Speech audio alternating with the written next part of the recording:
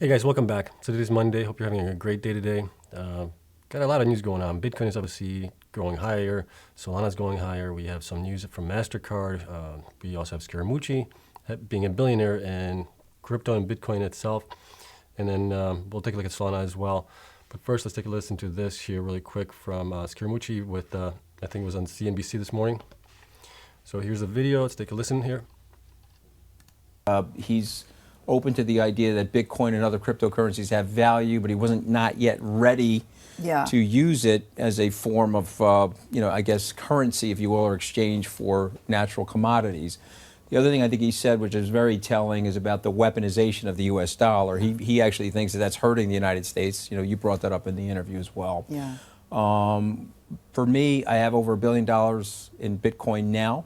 I started accumulating that position last year. I think that this manifests itself into a gigantic asset class. This is equivalent to me to digital gold. Guys like Michael Saylor or MicroStrategy think it's better than that. Yeah. Could be 10 times gold. I'm not that optimistic about it. I'm not a Bitcoin evangelist, Hadley. I don't think that Jesus and Moses got together and made a baby and named it Bitcoin. That's not me. But I am an investor in this because I see the properties, technical properties associated with it. Ultimately, this is a delayering mechanism for the society. So I think President Putin sees it that way. It's a ledger defined by math. And when you think about the history of money, a ledger defined by math that has a scarcity to it, where no politician or policymaker can corrupt it or add supply to it, I think is a fascinating thing. And I think it'll have a big position in the global economy over the next decade. Will somebody like President Putin accept it for his commodities inside of Russia? I think it has to get more stable. It has to be a less volatile asset. I would characterize Bitcoin and these other cryptocurrencies right now as early adoptive technologies. And just go back to Facebook, Google, you pick the stock, Amazon, they all started with a wave of oscillating volatility before they stabilized. And of course, they all yielded tremendous growth and great returns, which I think Bitcoin will do. But you're probably 10 years away from President Putin accepting it as a form of currency in his country. Well, there you have it. So I think actually this will be one of those things that is obviously driving Bitcoin forward. And obviously, will it take 10 years for it to become used as a currency? We don't know. We're seeing it in El Salvador is being used as currency with the Lightning Network. So adoption is obviously happening. You got folks like Scaramucci, basically invested. I think he invested like $250,000 into it, or $250 million into it, and now is worth over $1 billion in that. And we got other companies, Michael Saylor with MicroStrategy. You got Tesla. You got Tesla obviously has it, but it's not investing into it anymore. But you got Twitter and Jack Dorsey and all these other guys and everybody else jumping on it. So I think this is all great news, bullish for Bitcoin, obviously. We're seeing it in the price appreciation right now. So let's get back into the stories here. So Mastercard says any bank or merchant on its vast network can soon offer crypto services. So we'll just do the talking points here really quick. So Mastercard is preparing to announce that any of the thousands of banks and millions of merchants on its payments network can soon integrate crypto into their products, CNBC has learned. This is extremely bullish, you guys. This is obviously, Mastercard and Visa are two of the primary ways that merchants interact with customers for payments. And if you allow those customers to be able to use Bitcoin or other crypto assets, Ethereum, Cardano, Solana, whatever it is, whatever they integrate with, it would be obviously a huge boom to the crypto market. So that includes Bitcoin wallets, credit debit cards that earn rewards in crypto and enable digital assets to be spent, and loyalty programs where airline or hotel points can be converted into Bitcoin. This is absolutely huge. To do so, the payments network is partnering with Bakkt, the crypto firm recently spun off by Intercontinental Exchange, which will be the behind-the-scenes provider of custodial services for those who sign up, executives at the two firms told CNBC. So huge bullish news for Bitcoin right now. We'll take a look at the price chart here on Bitcoin here shortly.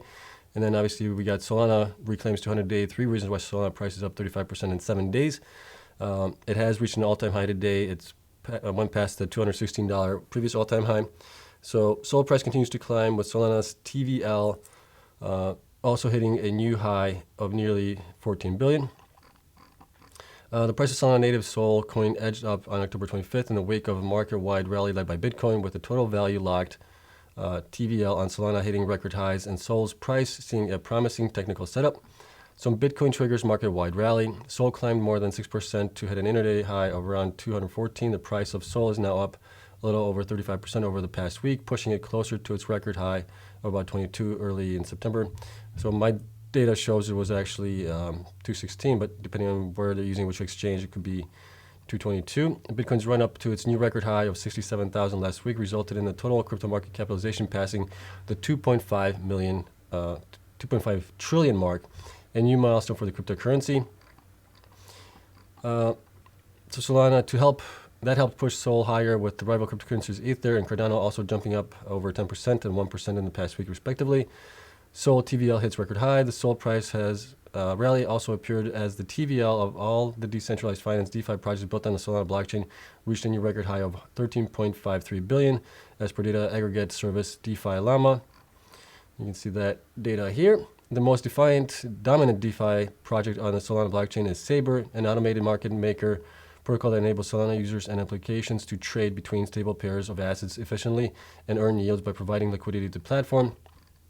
Its contribution to the Solana liquidity pool was 2.05 billion as of publication time. Meanwhile, there are 4 other DeFi projects with a TVL of more than 1 billion. These include Radium 1.91, Sunny 1.73, Serum at 1.69, and Marinade Finance 1.63.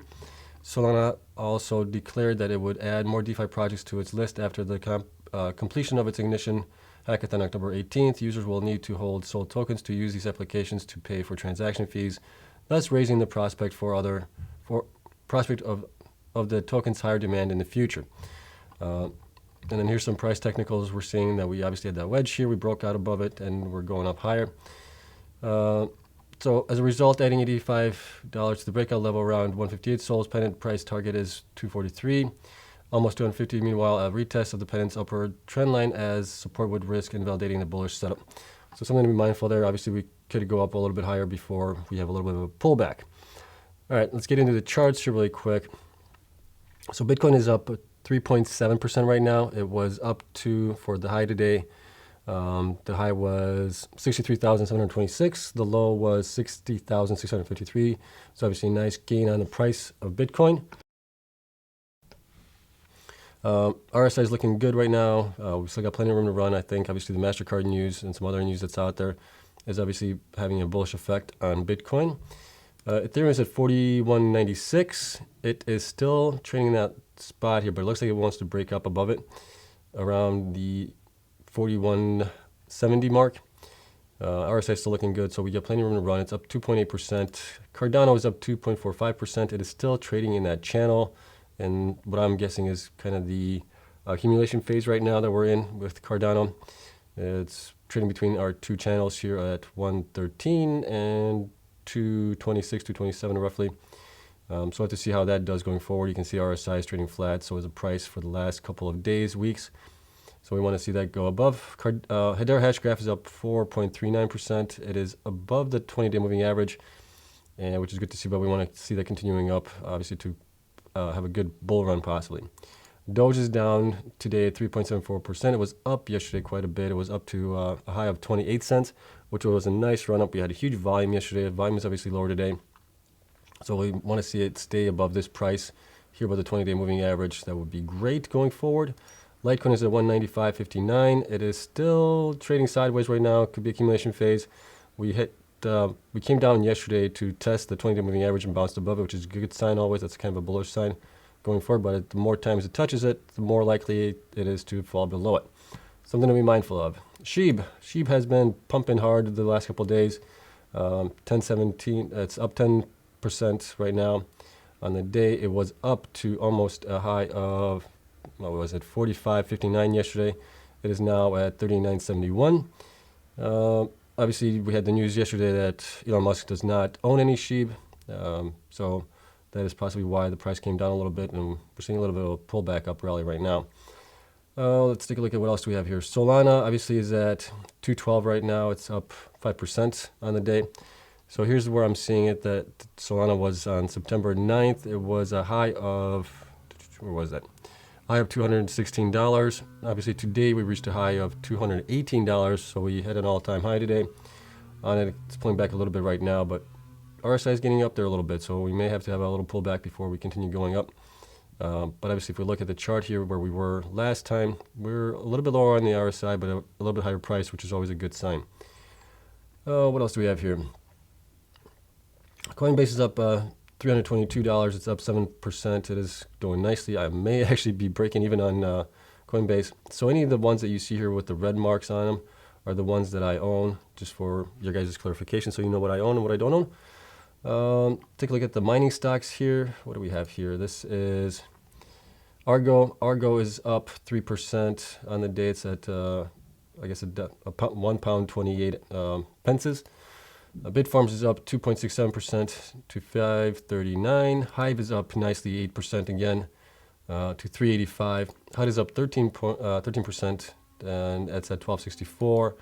Mara is doing great, 8% up as well to 5364. Riot is up 4% to 2953. And DigiHost is down, or actually flat at 0% up or down.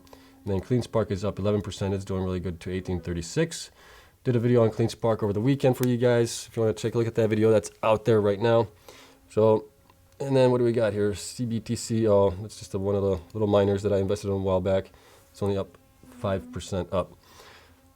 Okay, so that's it for all the news and data here.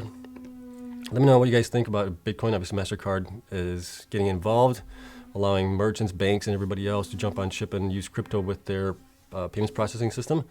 I think that's great news. I think it's very, very bullish news. Obviously, as always, guys, do your own research before investing in anything. And then Solana, I think Solana has a good ways to go. And then, Scaramucci has made some good points out there. So let me know what you guys think in the comments down below, and I'll respond to them as best I can. And I'll see you guys in the next one. Until then, have a great day, and I'll see you tomorrow. Bye.